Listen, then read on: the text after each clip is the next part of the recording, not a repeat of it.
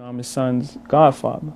You know what I'm saying? That's my brother. Me and him, we worked this thing happen, and we both realized our dreams together. So we gonna always have that bond. No time or space, right? No matter how many years I ain't see him, the love is still there. What we've done was, forever be, stamped in history. Damon Anthony Dash, born May 3rd, 1971. In life, I ask, is there such thing as too much hustle? As the saying goes, a jack of all trades is a master of nothing. Is it possible this became the downfall of today's feature? Then I ask, what is really a downfall?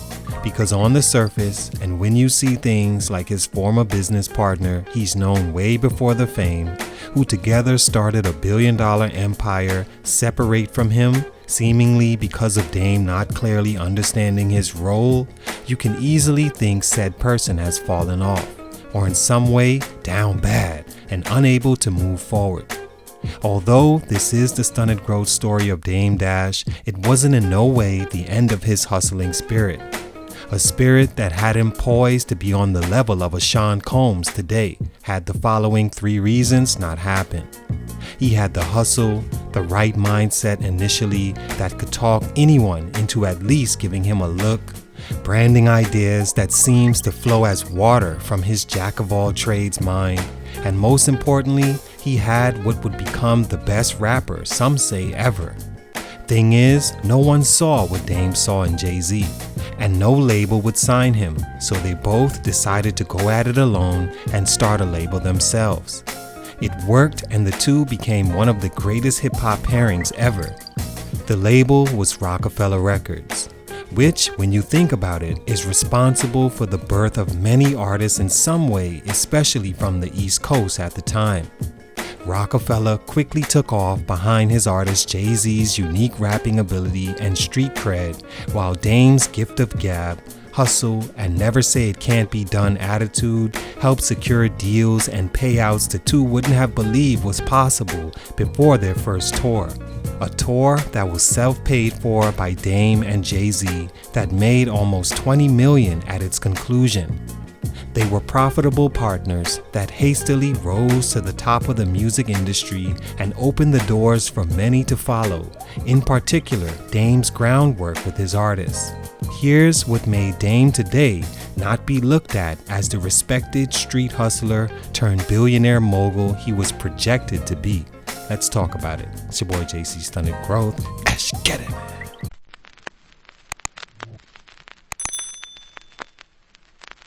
Dame Dash was raised in Harlem, New York, when he began doing odd jobs to buy the things he liked, like clothes and shoes. He'd sweep barbershops and sell newspapers before putting himself in boarding school to escape his harsh realities and allow him to learn the business side of a music industry he desperately wanted to conquer one day. In the early 90s, Clark Kent, an affiliate of Jay-Z, introduced Carter and Dame to each other. They hit it off rather quickly, and immediately Dame began to manage Jay-Z, who was gearing the release of his first album, Reasonable Doubt, and a tour produced by Dame Dash, which they paid for out of their own pockets. No one realized what these two would become and the potential they could have had they remained solid. Stunt number 1, the split with Jay-Z. I feel he robbed me, period. Okay. And no matter what, I'm always going to feel that way. So you're never going to, like if I hit somebody with some work and they run off, I forgive it. It don't bother me. But if you ask me about that person, I'm like, nah, he ran off. Right. So the way he goes about moves with my business, I'm not talking about nobody else's, but personally the way he did me was dirty. With everything previously said, it has to come as a surprise that this reason would appear so soon. But it's a great testament of how things quickly changed between he and Jay-Z, who were having success unheard of that seemed to have much more shocking successes in store. In 1996, Jay-Z, with Dame as his manager and Roc-A-Fella partner, released Jay's Reasonable Doubt album, which sold 1 million copies and set all eyes on the label. Fast forwarding through the 8 years of laughter and success shared between the two, it would be in 2004 where Jay-Z, through a seemingly planned takeover and complete control of his own business, encouraged Dame to sell his share of the label to Def Jam for reportedly $10 million. Eventually, Jay-Z became president of Def Jam and soon bought out Dame's share once again in the sale of Roc-A-Fella, to which Dame reportedly received $22 million. Then, over the course of 2004 to 2005, it was made clear of an official split of the two, and the last days of Roc-A-Fella happened that crushed the label and all its artists who were caught up in the Dame Jay-Z whirlwind and had to begin finding new homes. In what seemed like a shock to Dash leading up to the breakup, meetings with Jay-Z and the heads of Def Jam began happening behind Dame's back, and he could see the writing on the wall was probably true. With Roc-A-Fella completely dismantled, everyone took Jay's side and began mocking Dame for his braggadocious ways while losing his golden artists. People of all walks of the industry, from rappers to executives, had to pick a side. Being seen with Dame was immediate exclusion by Jay-Z, who had the power to control almost everything that went on in hip-hop by that time. Whether it be behind the scenes, with labels, or with rappers working with Dash, or lack thereof. Dash was essentially blackballed for years to come, as the industry wouldn't touch him, mainly because they wanted to be in Jay's good favor, and because, stunt number 2, Dame's personality. Email. Like I'm checking my email at this time in my life. Y'all know what the fuck I'm going through? Yo, Blake, you got a jacket over there, right? You see the Memphis Bleak? I didn't never have a Roc-A-Fella coat that said Memphis Bleak. This the only thing Def Jam got one up on. You don't have no means about Jay without Roc-A-Fella staff. We know now, we know. Y'all didn't know that before? Now we continue with the me. I don't understand that. Because we felt we were gonna have a small meeting. All of a sudden, there's Def Jam jackets with niggas' names on it all over the tour. That shit is weak, man. You ain't been doing that. Everybody wants a jacket. You want to do something, make a motherfucking $199 tour jacket. Yo, listen, Jay's not your artist. It's not for you to call him mean. He's my artist. He's his artist. He's down with Roc-A-Fella. For better or worse, I think the next stunt that kept Dame Dash from becoming not only one of the fastest rising, but highest ceiling to become the best manager, label owner, and hip-hop mogul was his abrasive personality. Being the polarizing figure that he is, you're either going to love him or can't stand having him around, depending how you look at it. If he's in your corner and fighting for you, you can rest assured his heart and energy is 100% invested, and added to your talent, you may never lose a battle. But if he isn't in said corner, which it seems it was and always is, Dame and his versus everybody, you can conceive him as a person you can't get along with. It's no secret Dame Dash is smart, courageous, dedicated, and a huge reason Jay-Z and a plethora of artists in the early 2000s became who they turned out to be.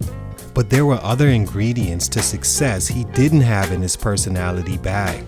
Things like being strategic in how he handled and talked to record execs he worked with during the fall of his part empire Roc-A-Fella. Because of him having the biggest artist in the world at the time in Jay-Z, Dame moved as if his words and actions didn't matter. As if he wasn't aware that it could all change and he'd even lose his friend, business partner, and other half to their dynasty.